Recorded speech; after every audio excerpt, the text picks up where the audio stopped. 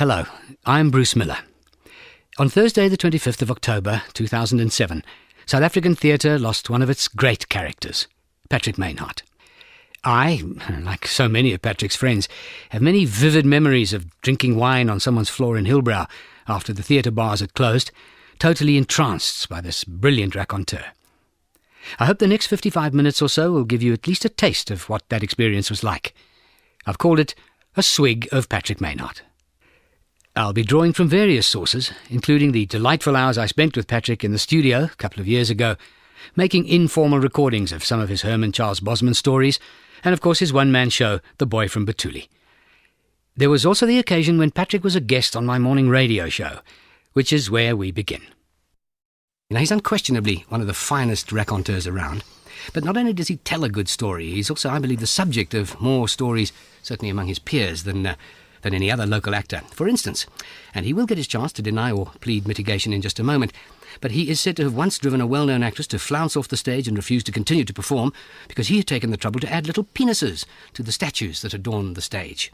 In a movie, he had command of a prop. It was an old-fashioned compass with a flip-top cover. When the director called action, he proceeded to flip up the top and then use the compass as if it were a powder compact and powder his nose. He was in a play called Conspiracy, which is apparently so embarrassingly bad, in fact, it was voted, I understand, worst play of the year by the Star, that he used to write suicide notes to his housekeeper on his bathroom mirror saying that if she found him dead in the morning, please, really, it wasn't her fault, it was the play. Who else but Patrick Mynhardt? Nice. Guilty as charged, Patrick? Not at all. Not at all. The little penises on the statue was Gordon bloody hipster Mulholland. He did that because... Mulholland says I did it. Yes. He did it and sent Shirley Firth off the stage. Really? There are enough stories, cockety-cock stories about Patrick Mynhardt, never mind Madame Mulholland slandering me. And the thing about the Conspiracy is true, but I don't remember writing on the wall, but it was ridiculous. I mean, Conspiracy was so bad that we did anything to save it. I remember one night Richard Haynes, who has to resign to me as Goodman, the mayor of New York, and hands me his crash helmet and his baton. I took the crash helmet and went, "Alas, poor Yorick, I knew him, Horatio," and did the whole of Hamlet's alas speech. And the other one you mentioned was what? I can't remember what that was. Well, you were in a movie with a compass and you used it as a... That I made, that, oh, bless his heart, he's still alive, John Hayter. John Hayter, I said, "John, when you take out the compass, I dare you take out the bullet from your belt and pretend it's lipstick and then powder yourself." And bless John's did it brilliantly, and they caught that on film. Now, I was the instigator. It was your fault. My fault, always my fault. It is always your fault. God. So your sense of professionalism then is flexible, is it, Patrick? Oh, yes. My nickname is Frida Flexibility. You have a number of nicknames, Patrick. Thora Thrapp, Leo Becky LaRue, Chantal Schubert, Gatto Grimshaw. Which one is your personal favourite? Doos de Toy. Patrick, you've got a very special language. You use very colourful little phrases. So where did all that start? Bruce, I presume, being a boer, Kaalvoet klonkie from the Vrystaat with an Afrikaans Dutch reformed Gaikie Ponner father, who after having been in a concentration camp during the Boer War, having matriculated, wanted to become a doctor. There was no medical faculty in Cape Town at that stage, so aspiring doctors all went to London, Dublin or Edinburgh, but the boere were too bitter to go to London. So they went to Edinburgh or Dublin, and of course my father married an Irish Roman Catholic, one of 14, so I was an Afrikaans Roomse gevaar in the Orange Free State. With an Irish mother who never learned Afrikaans but could swear in it and understand it. And she'd say to the poor African housekeeper, "Free the floor," which means flirt with the floor rather than vryf the floor. So it was the Irish mother and the Afrikaans father, and we grew up bilingual. Yeah. Happy childhood? Oh, yes. I mean, they were tremendous ructions. I don't know where Batuli is, and I don't ever want to know, because it's got a magic ring to me. Yeah, Batuli. I lived in London for years, and I would walk around Piccadilly Circus as a young actor, wearing a Homburg and having a brolly and a pinstriped suit. and a tie from Austin Reed's, and walking around pretentiously, and then think, oh, come down to earth. You come from Batuli, and our song used to be, Batuli skool, jou naam is oral groot. I mean, not Burgersdorp or Stinkvingervlei or Rock Optel next door heard from us. But here Madam was walking around Piccadilly Circus, bumping into Paul Schofield and Sir Donald Wolford. You had a successful career in Britain too, didn't you? I wouldn't say successful, Well, but I made lots of work. A little. Yeah, I worked a lot, and not because I had talent, but because I was I can't bear being idle, and I think I was a go-getter. I worked at getting work, but I always wanted to be tall and handsome and piss elegant like Louis Burke, looking like something off a Quality Street toffee tin. And here was a old short-necked boor who'd been a rugby player in Batuli, you know. And I think it was the very thing that I hated about myself that got me work, because I could play Nazi officers, you know, and I could play Australian hijacks and Canadian, you know what I mean. There was a variety of parts, yeah. You could do accents. How was your English accent? No, she asks me if it's... No, I played Noel Coward over there, and Who won that? I played Victor in Private Lives, and Irish and Welsh, but I wasn't very good at Cockney. I could do the off accent and so on. You get? You were talking about the Nazi thing, and it's a key word for me, because this is another story that you actually deny completely, but I really have it on close authority from... It may even be Gordon, or it's your other very close friend, Clive Parnell. I think it was Clive who said that in this... Remember the Ralph Hockett play, The Representative? Another deputy. An indictment of the Pope for not doing enough for the Jews during the war, yes. All right. And the story goes, Patrick, 'cause I'm going to have to tell it because you deny it. But isn't my story better, the brooch one? Well, we'll get to that. You can top it with that if you like. Okay, go. But we're talking about your sense of professional. It does include things like this, according to this apocryphal story. You're in the dressing room, it's Saturday night, and you have this revelation that all Nazis are homosexual, and that seems to make a lot of sense to the whole play and to your performance and to what's going on around you. Then you and Clive get onto the stage, and a line comes up. Are you known to any of the any of the camp? What was the camp officers? Yes, are you known to any of the camp officers? At which point you and Clive lose it completely. You then say, "Grab my tits," and you and Clive hold each other's nipples and waltz around the stage. Now, Absolutely. Is that true? No, untrue. Not true. No. I've got a bit of Alzheimer's, maybe. Now, what happened was that Peter Linsky, who had a little toupee, and he played one of the Gestapo Gerties. And one night I went to his dressing room, and he'd gone for a wee, and I saw his tunic hanging there, and on the lapel was the usual swastika, the little black swastika in the white circle with a red around it. And I had found in the Alexander Theatre's dressing room drawer a round diamante brooch. So I took this brooch and pinned it around Mr. Linsky's swastika, and he went on stage never having looked in the mirror, and there he was condemning these poor Jews to the gas chambers. There was George Carellin and Clive Parnell and Ken Baker, and he was saying, "I will send you to the gas chamber, and that is and of course they were screaming, rolling on the floor, laughing." Can I tell the story quickly about John Rogers and you and me doing Henry IV Part 1? That awful man Sickle from England. And you were Hal. I thought you were very good at Hal, Prince Hal, in spite of the poop oortjies. And I was so jealous of you because you also were a guitarist in those days, and everyone came for your autograph, and everybody ignored me, absolutely ignored me. And I was as jealous as hell of you, and I had to play this awful, unplayable part of Worcester. And I was a nervous wreck. And John Rogers had talked me into doing it. And every night I cursed him, and I used to stand in the wings terrified. And I'd start to say, "John, you made me do this." And we were standing watching you, and I thought you were doing quite well as Prince Hal on stage. And this is just before I had to enter. And I said, "You see, John, I'm so nervous. It's your fault. I should never have done this job." And he said, "Why are you so nervous?" I said, "Because I'm so bad. I'm so bad in this part." And he said, "Now look at Bruce Miller on stage there. He's also bad." That's right. And I said, "Yeah, but it comes so easy to him." And I didn't mean it in a vicious way. I just mean you were bad with such ease. I'm bad with such neurotic nonsense. There's not enough time tonight to attempt a chronological or exhaustive history of Patrick Mynhardt's life. I refer you to his wonderful autobiography for that. Tonight, I'm just cherry-picking a few glorious highlights. And one of my favourites is this early attempt at courtship. When I was about 14 years old, I fell dementedly in love with a little blonde-haired, blue-eyed girl called Kathy. Kathy could sing divinely. I was so in love with her, but I didn't know how one goes about courting, as we say in Afrikaans, how you go around courting or fraying a little girl. So I approached the Don Juan in Betuli, Eric Kruger, who was the son of Venus Kruger, who was our garage mechanic. Now, Eric was 16 years old. Was he 16? He was in standard 8, and he knew all about fraying girls. And I said, man, please, how? He said, it's simple, man. Stop writing poetry. That's going to get you nowhere. You take her out to your mother's Buick and fray her at the dam outside Betuli, next to the big dam, next to the Mynhardt Game Reserve. I said, yeah, but how do you? He said, shut up, let me tell you. You take Kathy to the dam. Oh, a good tip always is to take a Carduce paper packet of jelly babies, licorice, all sorts, vrij peppermint, nigger balls, bokdrolle.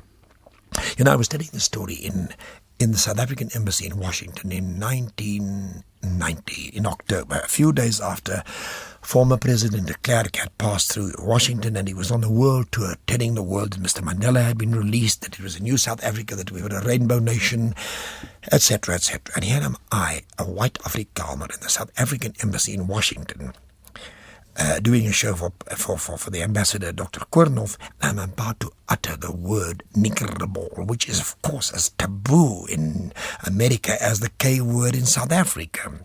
Thank God I suddenly remembered that Africans were at one stage referred to as being plural. So I said plural balls. Koornhof fell off his chair, of course. Anyway, and bokdrolle. Bokdrolle, of course, I've been accused of vulgarity because I use the word bokdrol. Now, of course, bokdrol is a goat dropping. But we Afrikaners call the little sweeties, which is a little chocolate-coated nut, we call them bokdrolle because they happen to look like bokdrolle. Of course, the piss elegant, pretentious English will call them nutties. But I can assure you that a boere bokdrolle is much nicer than a rooi neck nutty. So he said, you take these sweeties, take her to the dam. Step 1, give her jelly babies, licorice, all sorts, vrij peppermint, bokdrolle, niggerballs. Step 1, you take her hand. If she allows that, it's the come either, go ahead sign. Step 2, you transfer this hand into your other hand, and then you surreptitiously put your arm around her and she'll cuddle into you. Step 3, you now release this hand and you embrace her with the other arm and you gaze into her blue eyes and you kiss her on the mouth. I must warn you, step 4 is donners dicey. So what is step 4? You now take your right hand, you place it upon her left hand. Whereupon she will immediately slap your face and you will instantaneously cease all operations. But if she doesn't slap your face, she will remove your hand. You'll play it cool for a while. You'll then give her a nigger ball or a vrij peppermint. You'll replace your hand. She'll take it away the second time. You'll once again proceed to play it cool. You will tempt her with a bokdrol. You'll replace your hand.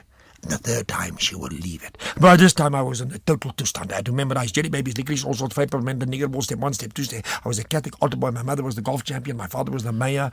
What a disgrace. What a scandal if anyone found out that I committed step 4 by placing my right hand on Kathy's left button.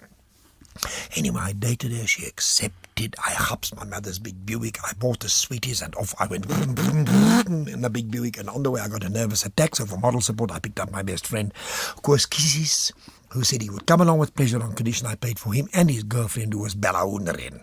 So into the back of the Buick climbed they, and off we went. Picked up Kathy, looking divine with her blonde hair, blue eyes, a little mango firm, little mango prampis, and a little blue dress. And the film that night was Maytime, starring Jeanette MacDonald and Nelson Eddy. And throughout the film, they are dementedly in love with each other, and they never stop singing, sweetheart, sweetheart, sweetheart. And on the day of their marriage, in the church, as Nelson Eddy is about to place the ring on Jeanette MacDonald's finger, the jealous villain John Barrymore rushes in, and with her pistol he shoots Nelson Eddy dead.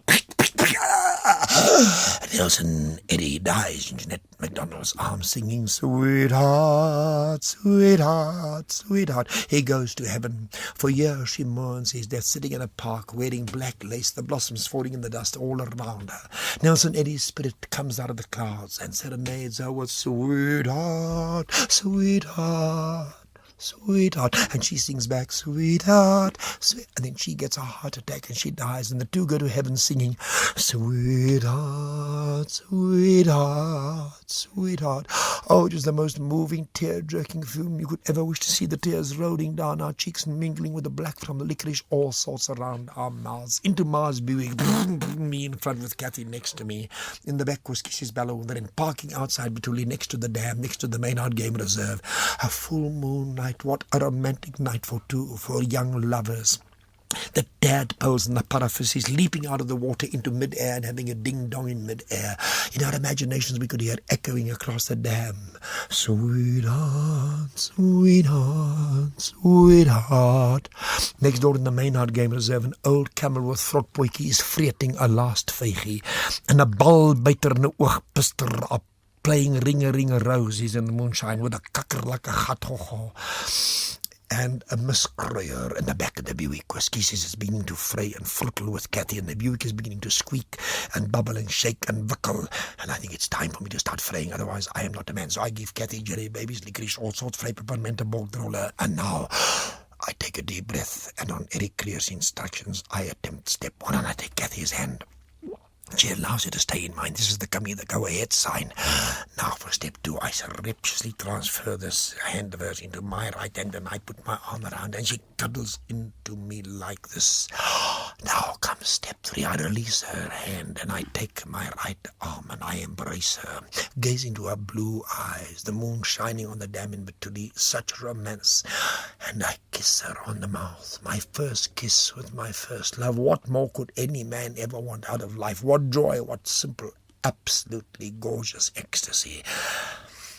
Now comes that dreaded step 4, which the priest used to at catechism warn us never to attempt, never to fruitle or fray with girls in the dark corners.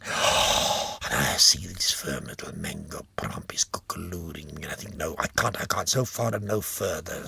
What if I do attempt step 4 and she verkliks me to her mother, and her mother tells my mother, and my mother compels me to confess it to the priest on Sunday at Mass, and the priest goes and reports me to the Pope, and the Pope phones my father and reverses the bloody charges. What done? I don't know, thank you. So far and no further.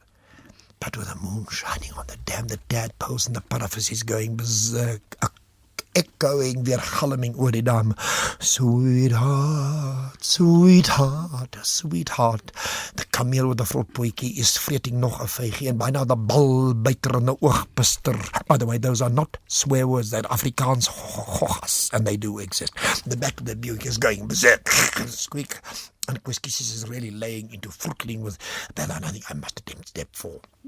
So I take my right hand as instructed by Eric Clear, and I place it upon Kathy's left, and I screw up my face waiting for the step. And I wait, and I wait, and I wait. She doesn't snap my face, so I know any moment now she's going to take my hand away, so I cook a lure. And you know what? She never took my hand away, and he never told me what the hell to do afterwards.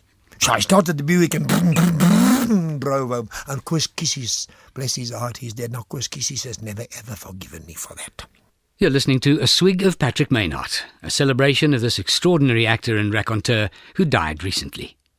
Fortunately, Patrick took the trouble to pack that extraordinary life into a stage show and an autobiography called The Boy from Betuli, and that's where I got the last snippet about fraying Kathy in the Buick. It's also the source of this next piece, about Patrick's early days in the theatre in the United Kingdom.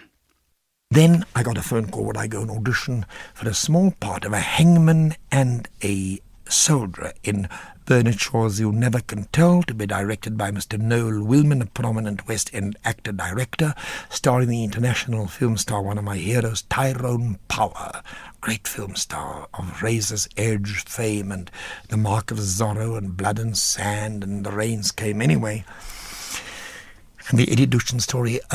So I auditioned at the Globe Theatre, now renamed the Gilgood, in Shaftesbury Avenue, and got a small part. Rehearsals were very interesting. And Wilman, a brilliant actor, rather eccentric director, one day stopped one of the actors, David Langdon, and said, "David, that's beautiful, dear boy, beautiful. But I do insist that you make that word a little bit more pear-shaped." Whereupon David Langdon said, "Certainly, Noel, darling, which end of the pear would you like first?" We opened at Streatham Hill, just outside London.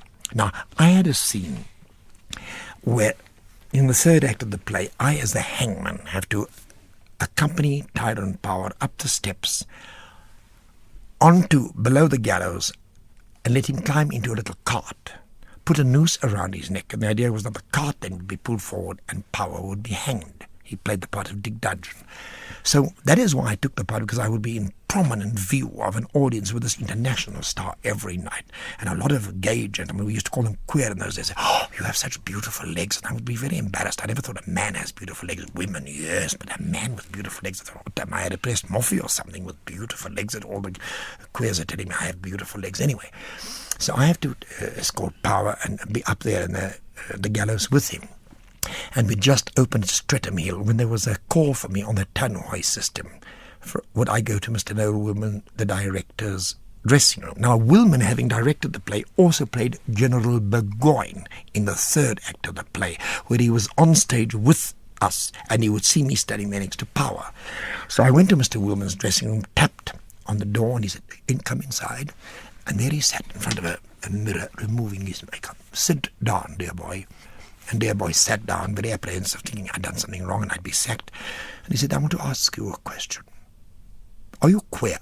"Good God, no, I'm Afrikaans." "Well, I mean, as though Afrikaners can't be queer." He said, "No, don't be offended. I'm only asking you because you have such sad, tender, sensitive, queer, Jewish eyes." He said, "When I stand there and I have to look up at you and Thai Power," they used to call him Thai Power, "I can't bear those sad, sensitive eyes of yours." I said, "Well, Mr. Wilman, what must I do?" He said, "Well, I don't know, dear boy. For heaven's sake, tomorrow night try flash them." So I said, "Certainly, sir." "Is that all?" "Yes." So the next, I don't know where we were the next night, probably still Streatham Hill. I stood there, and as I put the rope, the noose around Power's neck, I stood there, vroovering my eyes like a beseerte gollywog like this. I got another message. "Dear boy, please just have queer, gay, sensitive, Jewish, moffy eyes. Just don't vroovr them around like a beseerte gollywog." We toured the whole of England and then ended up in Ireland at the wonderful Dublin Olympia Theatre, and all the Beatty family were there, and I stayed on for a while afterwards. And then the West End the production did not go to the Winter Garden Theatre as imagined, as planned. It ended at the Irish tour. I, of course, stayed on and fell dementedly in love with a Swedish girl called Inga Andersson, whom I'd met at a party at Trinity College, and I was madly in love with her, and she wouldn't have me. She was involved with a horrible, blonde, pimply, dandruffy, Piles, underarm-oded English poet called Michael, and I drank excessively and overturned a car and nearly killed myself and had concussions through the ear and blood, and they thought I had a fractured skull, and I was given sleeping pills and calming pills and went back to Dublin, London, and Inga then told me that she actually had changed her mind. She was keen on me, and I met her at Euston Station, and who was hanging out of the window with her, but the pimply Michael. I had in the meantime got her a bedroom up the road, and was to have a little party for her that night, and she never pitched up, and I found her up Haverstock Hill with this pimply poet, and then I thought, well, I'm just committing suicide. So I had some more money downside and poured all the sleeping pills down my throat. It was just a fake, mad, drunken stupor. And my flatmate, old Brian Bales, found me on the floor under a cupboard and put me to bed, and thought, the next day, Patrick's sleeping a bit later. The next night, came in from working in a coffee bar, thought, Patrick's gone to bed early, and Patrick's gone to bed early, and for about a week I lay semi-conscious, and then had to go for an audition. I didn't get the job, but eventually the play did get to the West End, to the famous Winter Garden Theatre, and on the opening night, who should be in the front row but Laurence Olivier with Vivian Lee, and in the middle of them, Jeanette MacDonald, whom I talked about in a previous interview about when I had gone with Chris Kissis and Bella Hoenderhen and Kathy in the Buick to see Maytime, starring Jeanette MacDonald and Nelson Eddy, and how they sang "Sweetheart, Sweetheart." And I thought, oh, if only I could tell Jeanette MacDonald, my heroine of those days of Maytime, about me in the Buick with Kathy and the little firm little mango plumpies, and me trying to fray her and Chris Kisses in the back of the Buick with Bella. Bella being, of course, the immortal Bella Hoenderhen. Well, Patrick had a seemingly endless supply of theatre stories. And so, having nearly been electrocuted of my own accord in East London on New Year's Eve of 1961, and a wonderful holiday with rather a nice little affair flung in, with a Lebanese lady, off to Johannesburg to conquer the Golden City, and then ensued a number of years of ups and downs and heartbreaks and motor car accidents and drunken driving arrests and love affairs and heartbreaks and wonderful parts and small parts and large parts in English and in Afrikaans, and a wealth of experience and more love affairs and more romances and more heartbreaks. And I could actually do a 5-hour entertainment, I hope, entertainment of the absurd things that we actors are subjected to or subject ourselves to without the audience ever even knowing about them. A little example, in 1965, I was in the Restoration play The Beau Stratagem, playing the part of Foigard, a phony priest who really turns out to have been a mercenary who's tried to get out of French conscription of the army and poses as this strange priest, Foigard. I did it Irish, and he's always whipping around in his cassocks with rosaries and little prayer books and saying, "Oh, joy!" And I gave myself a grey wig and little burst veins from too much alcohol sort of makeup, and flipping all over the place with "Oh, joy!" And one night, Louis Ife, the actor who now lives in England, and Zona Garfield got such giggles on stage that they actually just left the stage and left me there all on my own, going, "Oh, joy! Oh, joy!" On the opening night of this play at the Brook Theatre, Bobby Lang was in the audience. Now, in the play also, this lovely Restoration play, was a very famous actress called Helen Braithwaite, an enormous lady. And, of course, they looked even more enormous in their farthingale period dresses. And as I came on stage, somebody in the audience, Bobby Lang overheard, said, that is Helen Braithwaite." And somebody said, "Shh, it isn't Helen Braithwaite. It's Joan Blake." And somebody said, "No, darling, it's not Joan Blake, it's Diane Wilson." And Bobby Lang said, "Now we know what happened to baby Jane."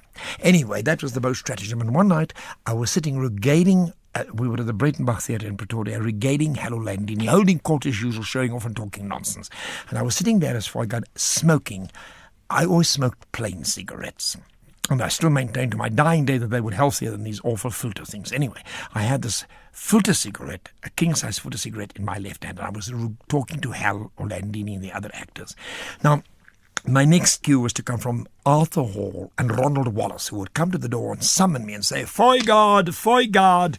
And anyway, I was chatting away to Hal Orlandini, and suddenly he said, "Patrick, that's your cue." And I said, "Oh, nonsense, it's not my cue yet." And I had a puff of my cigarette and carried on talking nonsense. And again, Hal's, "Patrick, I'm telling you, that's your cue." I said, "Oh, Hal, stop." Hal with his lovely foofy slide nose. I mean, Hal Orlandini would just walk on the stage and get a round of applause. I had to work my Ali ondersteboer for 4 hours to get a round of applause. Anyway, I suddenly heard, and it was Ronald Wallace going, "Foigard, Foigard, Dr. Foigard." And I ran onto the stage. In a Restoration play, as this besotted, crazy, silk-cladded, cassock priest with rosaries and a filter-tipped cigarette in my left hand, went on stage and went, "Oh, joy!" Saw the cigarette and went, "Oh," and threw the cigarette away into the air. I mean, that in a Restoration play. Anyway, then I got the part of Napoleon Bonaparte in War and Peace by Tolstoy, and I was ecstatic. I read 7 books to try and get under the skin of Napoleon Bonaparte. And on the dress rehearsal, the especially beautiful black boots made by the Performing Arts Council for Napoleon, which in those days cost 80 rand, 80 rand for genuine leather boots. I could barely get them off. They were so hard to get on and off. And somebody said, all you have to do is put lots of Johnson's baby powder in, and that would slip off. The next afternoon, I was having my afternoon nap before the opening night. The telephone rang, somebody wishing me luck. I ran to answer the phone. Now, actors, when an actor, I hear the phone ring, it means a job. It's a job, from the years in London. Anyway, I ran and slipped on the slash-door floor of this apartment, the flat I had underneath our big house at Northcliffe, and my foot started swelling, uncontrollably, unbelievably painful. I managed to get into the intimate theatre, Panic-stricken, my surgeon brother came and examined the foot and said, "Your foot's broken. You've broken the metatarsal. You've broken your foot." And he said, "I can't put you into plaster of Paris now. There's no time to get you to the Brenner's clinic. And how are you going to play Napoleon?" So we got the Cuthberts to deliver several pairs of black slippers, and the ladies of the wardrobe made leggings. And there I was in agony. My brother injected me, gave me painkillers at 6:30. But Bonaparte only goes on stage at 9:10, by which time I was fainting out of agony and played the part like a crippled cockroach. However, after the show, quite a few people flocked backstage and said, "Oh, Mr. Mynhardt, you are marvellous, and you've done such research, and putting in that limp was brilliant. You obviously discovered Napoleon suffered from gout." I said, "Gout, Sir Artie, my foot is off. I've broken my foot." And, oh, gosh, the fun we had in those days. I remember one occasion I arrived at the theatre and we were all ready and made up and dressed, and I was Napoleon with a little fake bookpensie, the little paunch and the medals and my sword and the lot and my hair, that in the Napoleonic fashion. When this company manager came and said, "Ladies and gentlemen, I've got good news for you all. Tonight has been cancelled. You can have the night off. You see, they made a mistake at the box office. They thought the night was sold out for a school, and they informed show service, the forerunner of CompuTicket, not to sell any seats for the night. So you can all go home." And the actors all went, "Yippee!" All except me. I thought on opening night, I got no sympathy from anyone, not from Manny Manham, not from Victor Melanie, not from any of my colleagues. I had to play Napoleon with a broken foot. And tonight, through no fault of mine and a misdemeanour on the management side, I am told there's a cancellation. I said, "I am not going home. I am Napoleon. I am made up. I'm clad. I am Napoleon Bonaparte." And the other actors all went to the Alexander Theatre to have a nice little merry-go-round. Thank you very much. And I sat there. Napoleon sat in his dressing room, fully clad, until 10:25, when the curtain would have come down, and then I went and got paralytically drunk. The thing most people associate with Patrick Mynhardt is surely his performances of the stories of Herman Charles Bosman. There was a kind of cosmic inevitability, I suppose, about you and Oom Skalk finding each other the way you did. How did that actually happen, Patrick? Victor Mackerson, Springbok Radio, phoned and asked me to take part in a theatre by candlelight do in Pretoria, and I turned it down several times until he said, "Well, we'll give you 30 rand a night," which I said, "No, it's a fortune in 1968, and a plate of soup." And I said, "All right, the soup's done it, I'll do the job." And it worked, and I devised a show, and the advance booking for Sip of Jarapigo was 17 seats booked at Show Service, the forerunner of CompuTicket, and a free program, free coffee, a rand a ticket, 17 people booked. The next day they started speaking. The critics dismissed the show, and I played 2 years, and then I did more Jarapigo, just Jarapigo, another Sip of Jarapigo. What didn't the critics like? Well, they just didn't like it. Bless his heart, Percy Banishink said these stories should be left to be read and not performed. What a strange thing to say. Well, they cry out for performance, don't they? Well, there we are. I have been very lucky. It has perhaps been detrimental to my career. I didn't play King Lear or Snow White or Thora Thrap. I think we're all very grateful you didn't play King Lear. Well, because you tried to play it and failed. I was Cordelia. On ice. Your Snow White was rather lovely, my dear. I got in touch with her feminine side, I thought. Here's Patrick with one of Bosman's most famous stories, the Bekkersdal Marathon. Art Nordeer, who had a wireless set, came into Yuri Stein's voorkamer where we were all sitting, waiting for the railway lorry from Bekkersdal, and gave us the latest news. He said the newest thing in Europe was the young people there were going in for non-stop dancing. It was called marathon dancing, Art Nordeer said. And these young people were all trying to break the record for who could remain on their feet longest, dancing. We listened for a while to what Art Nordeer had to say, and then we suddenly remembered a marathon event that had taken place in the little dorp of Bekkersdal, almost in our midst, you could say. What was more, there were quite a number of us sitting in Yuri Stein's post office who'd actually taken part in that non-stop affair, and without knowing that we were breaking records, and without expecting to win any sort of prize for it either. We discussed that affair at considerable length and from all angles, and we were still talking about it when the railway lorry came, and we agreed that it had been in many respects a most unusual occurrence. And we also agreed that it was questionable if we could have carried off things so successfully that day, if it hadn't been for Billy Roberts. You see, our organist at Beckersdal was Billy Roberts. He had been a sailor once, and had come to the bushveld some years before, travelling on foot. His belongings fastened in a red handkerchief were slung over his shoulder onto a stick. Billy Roberts was journeying in that fashion for the sake of his health. He suffered from an unfortunate complaint for which he had at regular intervals to drink something from a black bottle that he always kept handy in his jacket pocket. Billy Roberts would even keep that bottle beside him in the organist gallery in case of a sudden attack. And if the hymn the predicant gave out had many verses, you could be sure that about halfway through, Billy Roberts would bring that black bottle up towards his mouth, leaning sideways towards what was in it, and he would put several extra twirls into the second part of the hymn. When he first applied for the position of organist at the Beckersdal church, Billy Roberts had told the meeting of deacons that he had learned to play the organ in a cathedral in Northern Europe. Several deacons felt then that they could not favour Billy's application. The cathedral sounded too Papist, they said. The way Billy Roberts had described it, with a dome 300 foot high and with marble apostles. But it was lucky for Billy Roberts that he was able to mention at the next combined meeting of deacons and elders that he had also played the piano in a South American dance hall, of which the manager was a Presbyterian. He asked the meeting to overlook his unfortunate past, saying he'd had a hard life and anyone could make mistakes. In any case, he'd never cared very much for the Romish atmosphere of the cathedral and had been much happier in the dance hall, he said. In the end, Billy Roberts got the appointment.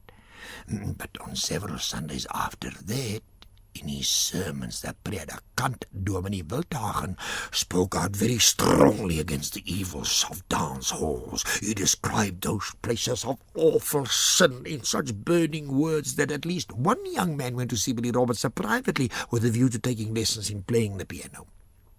But Billy Roberts was a good musician, and he took a deep interest in his work, and he said that when he sat down on the organ stool behind the pulpit and his fingers were flying over the keyboard and he was pulling out the stops and his feet were pressing down the notes that sent deep bass tones through the pipes, then he just felt he could play all day long, he said. I don't suppose he guessed that one day he would be put to the test, however. It all came about through Dominee Wildhagen one Sunday morning going into a trance in the pulpit. And we did not know he was in a trance. It was the illness that overtook him in a strange and sudden fashion. At each service, the predikant, after reading a passage from the Bible, would lean forward with his hand on the pulpit rail and give out the number of the hymn we had to sing. Now, for years, his manner of conducting the service had been exactly the same. He would say, for instance, we will now sing Psalm 82, verses 1 to 4. Then he would allow his head to sink forward onto his chest, while his body remained rigid, as though in prayer, until the last notes of the hymn had died away in the church. Now, on that particular Sunday morning, the predikant, just after having announced the number of the hymn we had to sing, without mentioning what verses, once again took a firm grip of the pulpit rail and allowed his head to sink forward onto his breast. We did not realize that he had fallen into a trance of a peculiar character, which kept his body standing upright while his mind was a blank. We learned that only later. In the meantime, while the organ was playing over the opening bars, we suddenly realized that Dominee Wildhagen had not indicated how many verses we had to sing. Oh, but he would discover his mistake, we thought, after we'd been singing for a few minutes.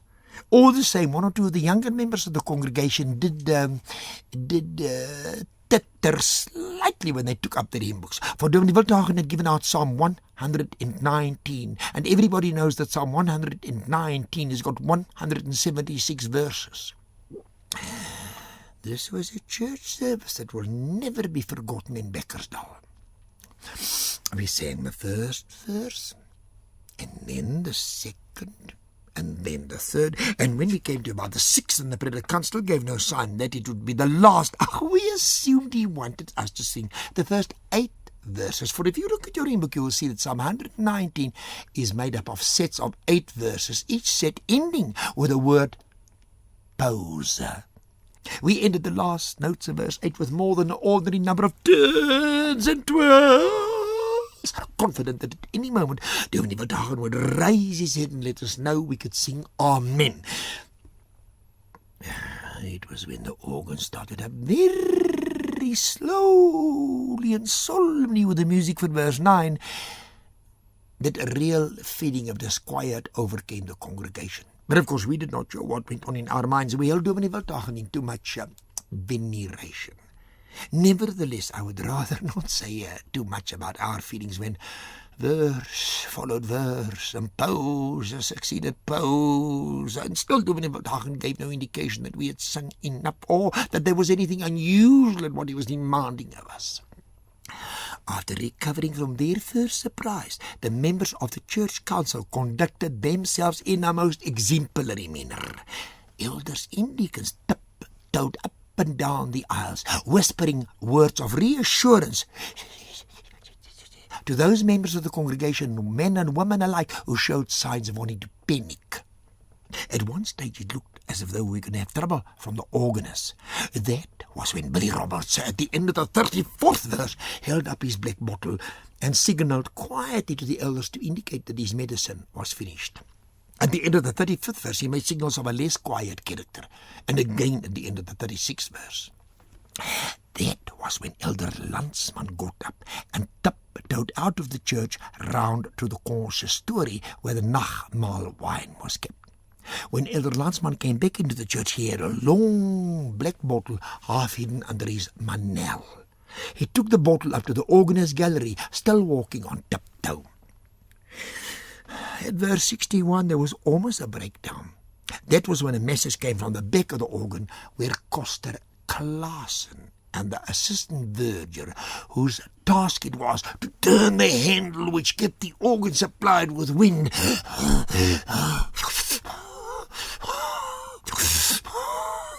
were in a state near to exhaustion. So it was Deacon Cronje's turn to go tiptoeing out of the church.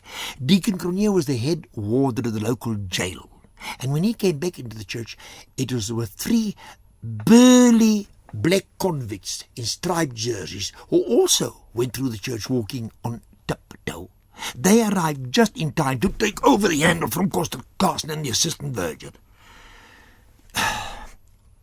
At verse 98, the organist signalled again.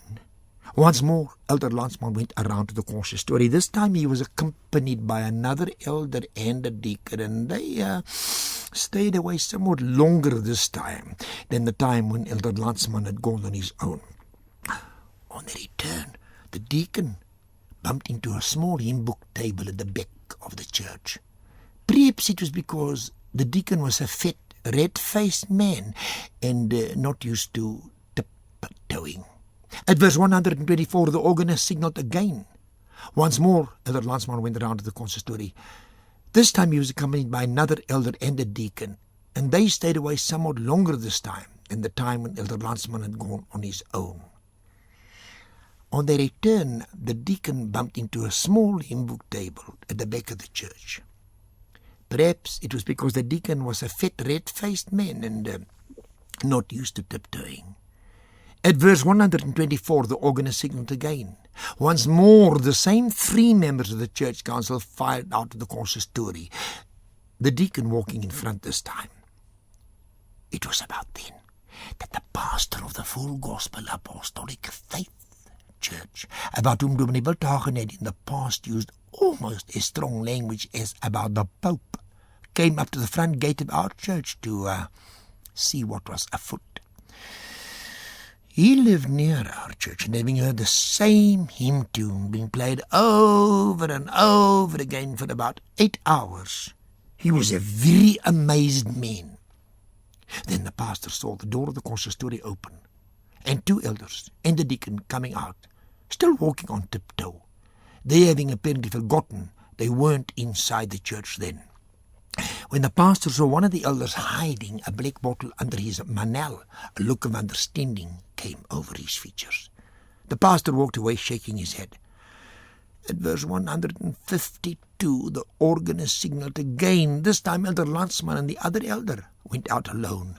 The deacon remained behind, on the deacon's bench, apparently in deep thought. The organist signaled for the last time at verse 169. So you can imagine how many visits the two elders had made to the consistory altogether. The last verse came. And the last line of the last verse, this time it had to be Amen. Nothing could stop it. I would rather not describe the state the congregation was in, and by then the 3 black convicts, red stripes and all, were in the Mahatlatang, threatening mutiny.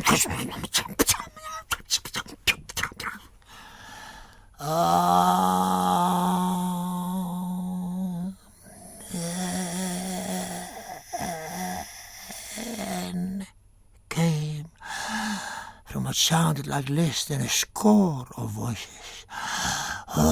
Hoarse from singing.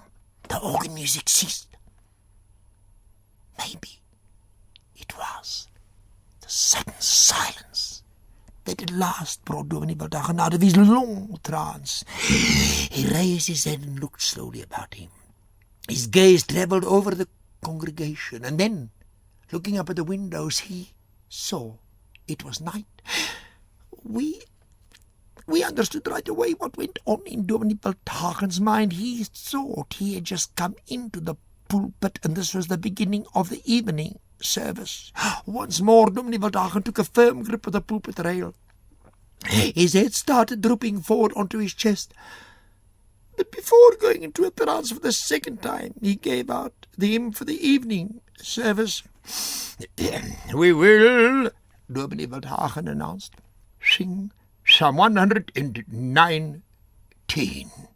Patrick Mynhardt in his most famous incarnation, Oomskalk Lodens, performing Herman Charles Bosman's classic, The Beckersdale Marathon. Well, sadly, there could never be enough time to do full justice to a larger-than-life figure such as Patrick, and I leave the final summary to Patrick himself. I once asked him whether he still had a sense of the romance of the theatre. I have perpetual terror virtually every time I go onto a stage. Even, this is the 30th year that I've done the works of Herman Charles Bosman, and the 20th year of Boy from Batuli. And I am still apprehensive. The last 4 days I've been suicidal because of my shows tonight and tomorrow night. I know that sounds like an act, but it is absolutely... It sounds like a plug, actually. No, it is absolutely true. What did this man say? Moss Hart said the theatre is not a profession. It is a disease. Absolutely. We are diseased people. Yeah. We are sick people. We need the therapy of acting. Olivier, in his autobiography, said, after 40, 50 years in the theatre, I look back on my life and I think, what have I done with my life? Stick on false noses and beards. But on the other hand, I'm not sure that I wanted to play golf anyway. Elsa Verscheer, the Afrikaans actress, used to say, "Geef my 'n rol waar ek mal kan word." Somebody said to me on Sunday at Gordon's place, I'm sure I'm misquoting, but I'm sure she said, actors are not people. They do on stage what people do off stage. There we are. The perpetual terror, the fear of failure. Do you think but you of all people, you're arguably, certifiably insane in many ways, Patrick. Has that helped you, do you think, in your career? Oh, I have a bit of Irish madness. I'm just helpless. That's what I am. I'm just helpless. I'm a failure. Well, did you feel that about your life when you look back? I mean, you're one of the most successful actors in the country. Oh, yes. I feel, as a human being, I think I'm a failure.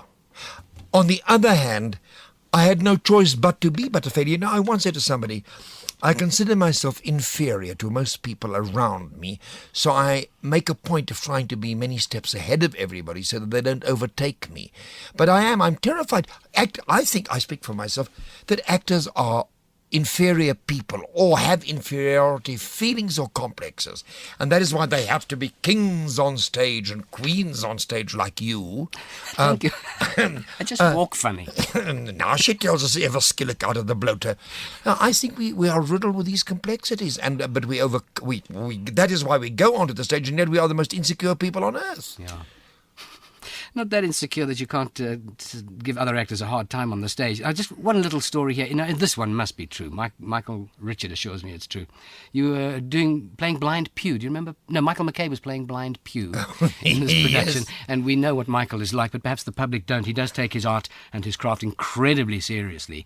And he's terrible with props, but that's another story. But Blind Pew in these black glasses. He had sunglasses, a Yes. big black hat, a cloak. He looked like Sandeman Sport advert. Yes. And yes, go on. No, you go on. And he kept on, and little Tony Drames used to lead him on. Totty used to lead him onto the stage, and Totty played a sort of hunchback cripple, leading McCabe on with the dark glasses, the big hat, and he used to tap this white cane. And I said one night, I have a feeling that man is blind. Is that the story you told me? No, what you then used to do, because McCabe would close his eyes, he felt that would give his performance more credibility. And you used to walk up and look behind his glasses to see his eyes, and then turn to the front of the house and go, he's got his eyes closed. Tell the audience McCabe was acting. Is this true? I don't remember that, but I also remember that one stage I had to sit in a swing and he had to find me, and I just disappeared from the swing, and he kept, to feel me, and And I he wouldn't wasn't open his there. eyes. That's He's right, such a good yeah. actor. He refused to Yeah, open his eyes, and you'd left the absolutely. stage, had you? That's right, something like that. Yeah. But we are privileged, We are so... I once read that Thomas Carlyle said that if a man does nothing with his life other than love his work, then that man is justified living. And that is how I, in my show Boy from Batuli, I've had the rare privilege of being an actor, of being paid money for doing a job I adore, of being able to exercise my art, which is my hobby, which is a labour of love, and being paid for it. What more can any man ask? Well, I hope you've enjoyed that swig of Patrick Mynhardt as much as I did, and that it captured for you something of the unique essence of the man whom I, for one, will miss so much. From me, Bruce Miller, bye-bye.